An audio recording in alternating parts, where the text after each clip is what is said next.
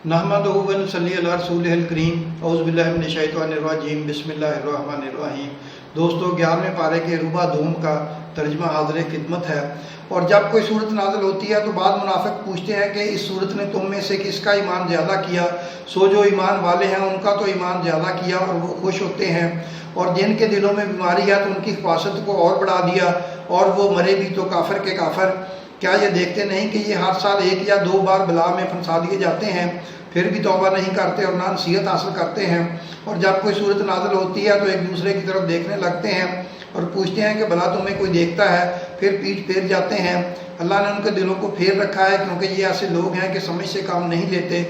लोगों, तुम्हारे पास तुम में से एक पैगंबर आए हैं, तुम्हारी तकलीफ उनको गुनाह मालूम होती है और वो तुम्हारी भलाई के बहुत ख्वाहिशमंद हैं और मोमिनों में नहायत शफकत करने वाले मेहरबान हैं।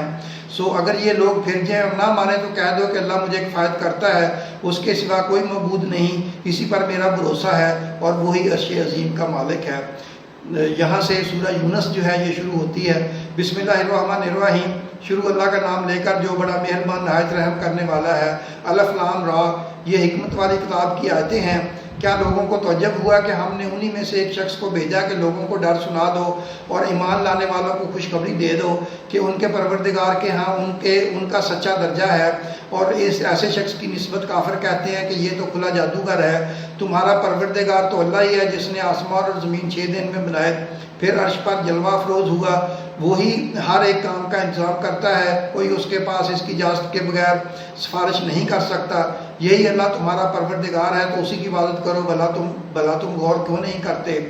उसी के पास तुम सबको लौट कर जाना है। अल्लाह का वादा सच्चा है, वही खलकत को पहली बार पैदा करता है, फिर वही उसको दोबारा पैदा करेगा ताकि ईमान वालों और नेक काम करने वालों को इंसाफ के साथ बदला दे। और जो काफिर हैं उनके लिए पीने को नहायत खौलता पानी और दर्द देने वाला अजाब होगा क्योंकि वो कुफर करते थे।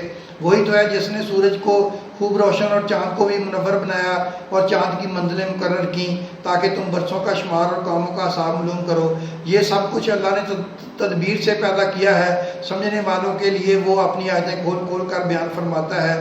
रात और दिन के एक दूसरे के पीछे आने जाने में और जो चीज़ें अल्लाह ने आसमान और ज़मीन में पैदा की हैं, सब में डरने वालों के लिए निशानियाँ हैं। जिन लोगों को हमसे मिलने की तवक्को नहीं और दुनिया की ज़िंदगी से खुश और इसी पर मुतमिन हो बैठे और हमारी निशानियों से गाफिल हो रहे, उनका ठिकाना उनके माल के सबब जो वो करते हैं दोज़ख है। और जो लोग ईमान लाए और नेक काम करते रहे उनको उनका परवरदिगार उनके ईमान की वजह से जन्नतों में पहुँचा देगा।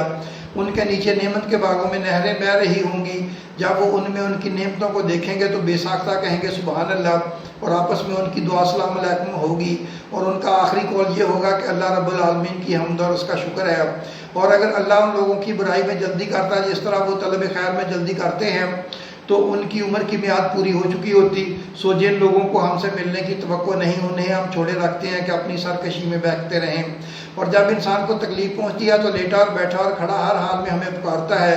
फिर जब हम उस तकलीफ़ को उससे दूर कर देते हैं तो बेलिहाज हो जाता और इस तरह गुजर जाता है कि गोया किसी तकलीफ़ के पहुँचने पर हमें कभी पुकारा ही ना था। इसी तरह हाथ से निकल जाने वालों को उनके अमाल रास्ता करके दिखाए गए हैं। और तुमसे पहले कि उम्मतों को जब उन्होंने जुल्म किया हलाक कर चुके हैं और उनके पास पैगंबर खुली निशानियां लेकर आए मगर वो ऐसे ना थे कि ईमान लाते। हम गुनाहगारों को इसी तरह बदला दिया करते हैं। फिर हमने उनके बाद तुम लोगों को मुल्क में खलीफा बनाया ताकि देखें कि तुम कैसे काम करते हो। और जब उनको हमारी आयतें पढ़कर सुनाई जाती हैं तो जिन लोगों को हमसे मिलने की उम्मीद नहीं वो कहते हैं कि या तो इसके सिवा कोई और कुरान बना लाओ या इसको बदल दो। कह दो कि मुझको इख्तियार नहीं है कि इसे अपनी तरफ से बदल दूँ, मैं तो उसी हुक्म का ताबे हूँ जो मेरी तरफ आता है। अगर मैं अपने परवरदिगार की नाफरमानी करूँ तो मुझे बड़े सख्त दिन के अज़ाब से खौफ आता है। ये भी कह दो कि अगर अल्लाह चाहता तो ना मैं ही ये किताब तुमको पढ़कर सुनाता और ना वही तुम्हें इससे वाक़फ़ करता। बस मैं इससे पहले तुम में एक उम्र रहा हूँ और कभी एक जुमला भी इस तरह का नहीं कहा, भला तुम समझते नहीं हो। तो इससे बढ़कर जालिम कौन जो अल्लाह पर झूठ बांधे या उसकी आयतों को जुटलाए, बेशक गुनाहगार फलाह नहीं पाएंगे। और जो लोग अल्लाह के सिवा ऐसी चीज़ों की परस्तिश करते हैं जो ना उनका कुछ बिगाड़ ही सकती हैं और ना कुछ भलाई कर सकती हैं और कहते हैं कि ये अल्लाह के पास हमारी सिफारिश करने वाले हैं, कह दो क्या तुम अल्लाह को ऐसी चीज़ बताते हो जिसका वजूद इसे ना आसमानों में मालूम होता है ना ज़मीन में। वो पाक है और उसकी शान उसके शिरक करने से बहुत बुलंद है। اور سب لوگ پہلے ایک ہی امت یعنی ایک ہی ملت پر تھے، پھر جدا جدا ہو گئے، اور اگر ایک بات جو تمہارے پروردگار کی طرف سے پہلے ہی طے نہ ہو چکی ہوتی تو جن باتوں میں وہ اختلاف کرتے ہیں ان میں فیصلہ کر دیا جاتا، اور کہتے ہیں کہ اس پر اس کے پروردگار کی طرف سے کوئی نشانی کیوں نہیں، اور کہتے ہیں کہ اس پر ان کے پروردگار کی طرف سے کوئی نشانی کیوں نازل نہیں ہوئی۔ کہہ دو کہ غیب کا علم تو اللہ ہی کو ہے، سو تم انتظار کرو، میں بھی تمہارے ساتھ انتظار کرتا ہوں۔ اور جب ہم لوگوں کو تکلیف پہنچنے کے بعد اپنی رحمت سے سائش کا مزہ چکھاتے ہیں تو وہ ہماری آیتوں میں ہیلے کرنے لگتے ہیں۔ کہہ دو کہ اللہ بہت جلد تدبیر کرنے والا ہے، اور جو ہیلے تم کرتے ہو ہمارے فرشتے ان کو لکھتے جاتے ہیں۔ وہی تو ہے جو تم کو جنگل اور دریا میں چلنے پھرنے اور سیر کرنے کی توفیق دیتا ہے، یہاں تک کہ جب تم کشتیوں میں سوار ہوتے ہو، کشتیاں خوشگوار ہوا کی مدد سے سواروں کو لے کر چلنے لگتی ہیں، اور وہ اس پر خوش ہوتے ہیں تو ناگہاں زناٹے کی ہوا چل پڑتی ہے، اور لہریں ہر طرف سے ان پر جوش مارتی ہوئی آنے لگتی ہیں، اور وہ خیال کرتے ہیں کہ اب تو لہروں میں گر گئے، تو اس وقت خالص اللہ ہی کی عبادت کر کے اس سے دعا مانگنے لگتے ہیں کہ اے اللہ اگر تو ہم کو اس سے نجات بخشے تو ہم تیرے بہت ہی شکر گزار ہوں۔ پھر جب وہ ان کو نجات دے دیتا ہے تو ملک میں ناحق شرارت کرنے لگتے ہیں۔ لوگوں تمہاری شرارت کا ببال تمہاری ہی جانوں پر ہوگا، تم دنیا کی زندگی کے فائدے اٹھا لو، پھر تم کو ہمارے ہی پاس لوٹ کر آنا ہے، اس وقت ہم تم کو بتائیں گے جو کچھ تم کیا کرتے تھے۔ دنیا کی زندگی کی مثال می کسی ہے کہ ہم نے اس کو آسمان سے برسایا، پھر اس کے ساتھ ملا جلا سبزہ جسے آدمی اور جانور کھاتے ہیں نکلا، یہاں تک کہ زمین سبزے سے خوشنوار اور آراستہ ہو گئی، اور زمین والوں نے خیال کیا کہ وہ اس پر پوری دسترس رکھتے ہیں۔ ناگہاں رات کو یا دن کو ہمارا حکم عذاب آ پہنچا تو ہم نے اس کو کاٹ کر ایسا کر ڈالا گویا کل وہاں کچھ تھا ہی نہیں۔